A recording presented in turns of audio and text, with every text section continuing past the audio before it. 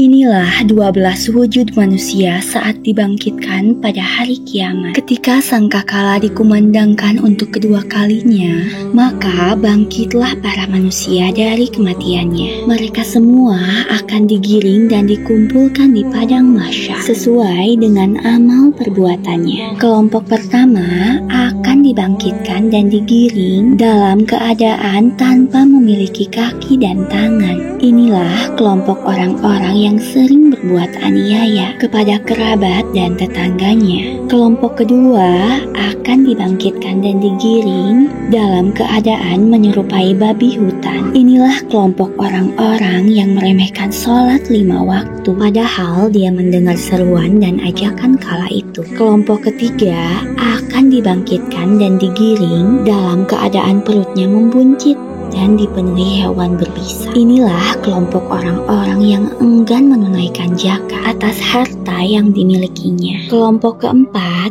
akan dibangkitkan dan digiring dalam keadaan mulutnya penuh dengan darah. Inilah kelompok orang-orang yang suka berbuat curang dalam berdagang mencari harta. Kelompok keempat akan dibangkitkan dan digiring dalam keadaan berbau busuk dan menyengat. Inilah kelompok orang-orang yang di depan umum terlihat baik, tapi sebenarnya buruk ketika di belakang. Kelompok keenam akan dibangkitkan dan digiring dalam keadaan tenggorokan sampai tengkuknya terpotong. Inilah kelompok orang-orang yang suka memberikan kesaksian palsu atau kabar bohong. Kelompok ketujuh akan dibangkitkan dan digiring dalam keadaan tidak memiliki lidah dan mulutnya mengalir darah dan nanah. Inilah kelompok orang-orang yang enggan bersyahadat atau menolak kesaksian akan kebenaran. Kelompok kedelapan akan dibangkitkan dan digiring dalam keadaan terbalik kakinya dan berjalan di atas kepalanya. Inilah kelompok orang-orang yang suka berbuat zina dan belum sempat mentaubatinya. Kelompok kesembilan akan dibangkitkan dan digiring dalam keadaan wajah hangus terbakar dan mulutnya dipenuhi api. Inilah